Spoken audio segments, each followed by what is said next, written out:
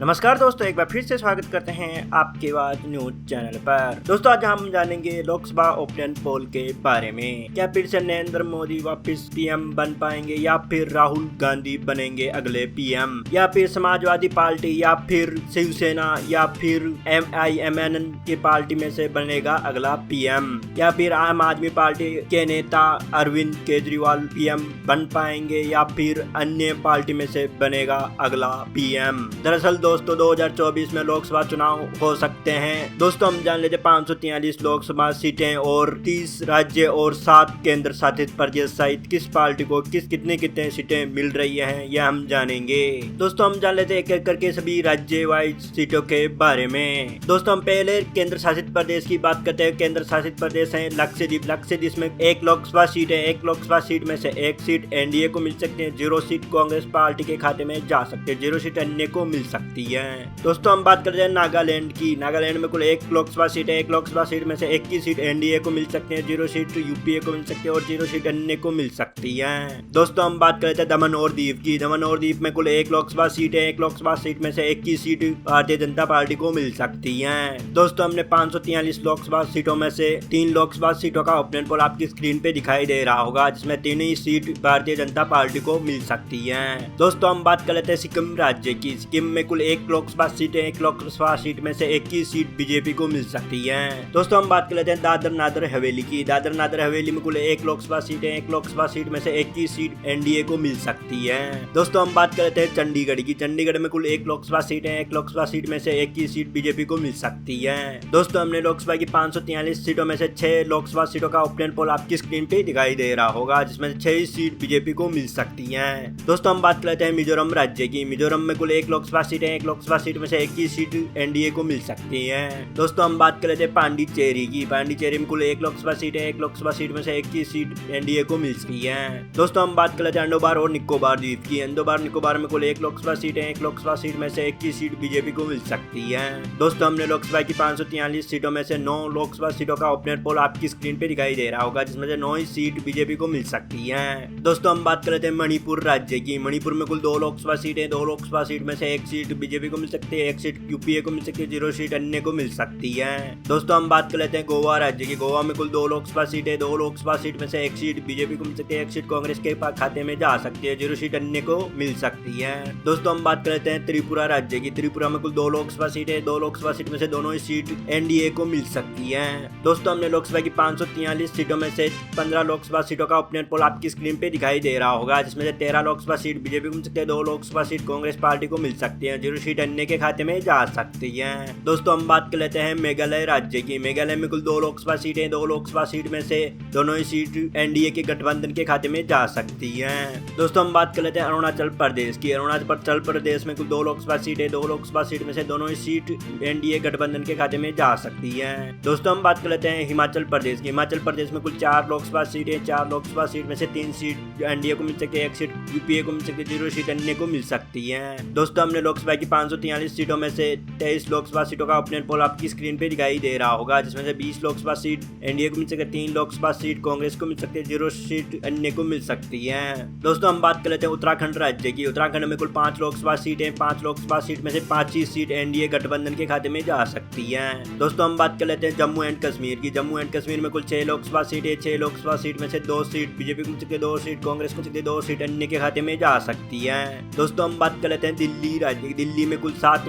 Lok Sabha seat है। 7 Lok Sabha seat में से 7 ही सीट एनडीए गठबंधन को मिल सकती है। दोस्तों हम बात कर लेते हैं हरियाणा राज्य की। हरियाणा में कुल 10 लोकसभा सीट है। 10 लोकसभा सीट में से 2 सीट एनडीए को मिल सकती है, 8 सीट कांग्रेस को मिल सकती है, 0 सीट अन्य के खाते में जा सकती है। दोस्तों हम बात कर लेते हैं छत्तीसगढ़ राज्य की। छत्तीसगढ़ में कुल 11 लोकसभा सीट है। 11 लोकसभा सीट में से 10 सीट एनडीए को मिल सकती है, 1 सीट कांग्रेस को मिल सकती है, 0 सीट अन्य के खाते में जा सकती है। दोस्तों हम बात कर लेते हैं पंजाब राज्य की। पंजाब में कुल 13 लोकसभा सीट है। 13 लोकसभा सीट में से 2 सीट एनडीए को मिल सकती है, 5 सीट यूपीए के खाते में जा सकती है और 6 सीट अन्य को मिल सकती है। दोस्तों हमने लोकसभा की 543 सीटों में से 75 लोकसभा सीटों का ओपिनियन पोल आपकी स्क्रीन पे दिखाई दे रहा होगा, जिसमें से 48 लोकसभा सीट बीजेपी को मिल सकती है, 19 लोकसभा सीट यूपीए को मिल सकती है, 8 लोकसभा सीट अन्य को मिल सकती है। दोस्तों हम बात कर लेते हैं असम राज्य की। असम में कुल 14 लोकसभा सीट है। 14 लोकसभा सीट में से 14 ही सीट भारतीय जनता पार्टी को मिल सकती है। दोस्तों हम बात कर लेते हैं झारखंड राज्य की। झारखंड में कुल 14 लोकसभा सीट है, 14 लोकसभा सीट में से 13 सीट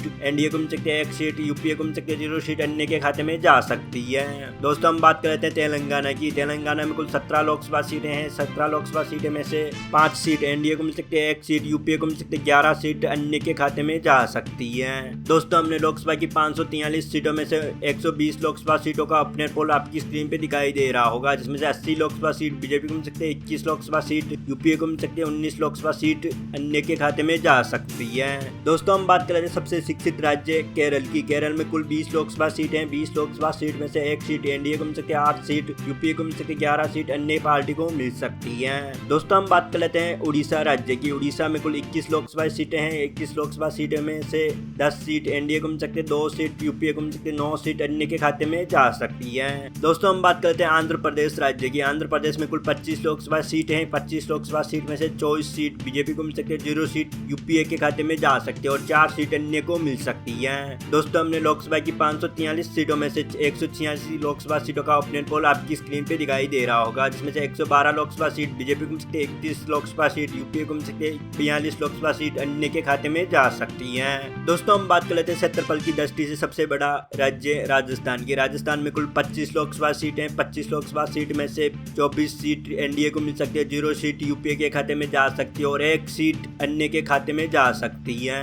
दोस्तों हम बात कर लेते हैं गुजरात राज्य की। गुजरात में कुल 26 लोकसभा सीटें हैं। 26 लोकसभा सीट में से 26 सीट एनडीए गठबंधन के खाते में जा सकती है। दोस्तों हम बात कर लेते हैं मध्य प्रदेश राज्य की। मध्य प्रदेश में कुल 29 लोकसभा सीटें हैं। 29 लोकसभा सीट में से 24 सीट एनडीए गठबंधन को मिल सकती है और 4 सीट यूपीए को मिल सकती है, 0 सीट अन्य के खाते में जा सकती है। दोस्तों हमने लोकसभा की 543 सीटों में से 266 लोकसभा सीटों का ओपिनियन पोल आपकी स्क्रीन पे दिखाई दे रहा होगा, जिसमें से 187 सीट एनडीए को मिल सकती है, 35 सीट यूपीए के खाते में जा सकती है और 44 सीट अन्य को मिल सकती है। दोस्तों हम बात कर लेते हैं कर्नाटक राज्य की। कर्नाटक में कुल 28 लोकसभा सीटें हैं। 28 लोकसभा सीट में से 21 सीट एनडीए को मिल सकती है, 5 सीट यूपीए को मिल सकती है, 2 सीट अन्य को मिल सकती है। दोस्तों हम बात कर लेते हैं तमिलनाडु राज्य की। तमिलनाडु में कुल 39 लोकसभा सीट है। 39 लोकसभा सीट में से 15 सीट एनडीए को मिल सकती है, 20 सीट यूपीए को मिल सकती है, 4 सीट अन्य को मिल सकती है। दोस्तों हम बात कर लेते हैं बिहार राज्य की। बिहार में कुल 40 लोकसभा सीट है। 40 लोकसभा सीट में से 30 सीट बीजेपी को मिल सकती है, 1 सीट कांग्रेस को मिल सकती है, 9 सीट आरजेडी वगैरह को मिल सकती है। दोस्तों हमने लोकसभा की 543 सीटों में से 375 सीटों का ओपिनियन पोल आपकी स्क्रीन पे दिखाई दे रहा होगा, जिसमें से 253 सीट बीजेपी को मिल सकती है, 21 सीट यूपीए को मिल सकती है, 59 सीट अन्य को मिल सकती है। दोस्तों हम जान लेते हैं पश्चिमी बंगाल के बारे में। पश्चिमी बंगाल में कुल 42 लोकसभा सीट है। 42 लोकसभा सीट में से 21 सीट एनडीए को मिल सकती है और 21 लोकसभा सीट टीएमसी को मिल सकती है। दोस्तों हम बात कर लेते हैं महाराष्ट्र राज्य की। महाराष्ट्र में कुल 48 लोकसभा सीट है। 48 लोकसभा सीट में से 45 लोकसभा सीट एनडीए को मिल सकती है, 0 लोकसभा सीट यूपीए को मिल सकती है और 3 लोकसभा सीट शिवसेना, एमएनएस और एनसीपी को मिल सकती है। दोस्तों बात कर लेते हैं उत्तर प्रदेश की। उत्तर प्रदेश में कुल 80 लोकसभा सीटें हैं। 80 लोकसभा सीट में से 60 सीट एनडीए को मिल सकती है, 0 सीट कांग्रेस को मिल सकती है और 20 सीट समाजवादी पार्टी और बहुजन समाजवादी पार्टी को मिल सकती है। दोस्तों हमने लोकसभा की 543 सीटों में से 543 सीटों का ओपिनियन पोल आपकी स्क्रीन पे दिखाई दे रहा होगा, जिसमें से 379 सीट एनडीए को मिल सकते हैं, 61 सीट यूपीए के खाते में जा सकते हैं और 103 सीट अन्य के खाते में जा सकती हैं। दोस्तों हमारे ओपिनियन पोल के मुताबिक एनडीए गठबंधन वापिस अपनी सरकार 2024 में वापिस अपनी सरकार बना सकता है। दोस्तों आपको क्या लगता है अगला प्रधानमंत्री किस पार्टी का होना चाहिए, ये हमें कमेंट में जरूर बताइएगा। मिलते हैं अगले वीडियो में, तब तक के लिए जय हिंद, वंदे मातरम।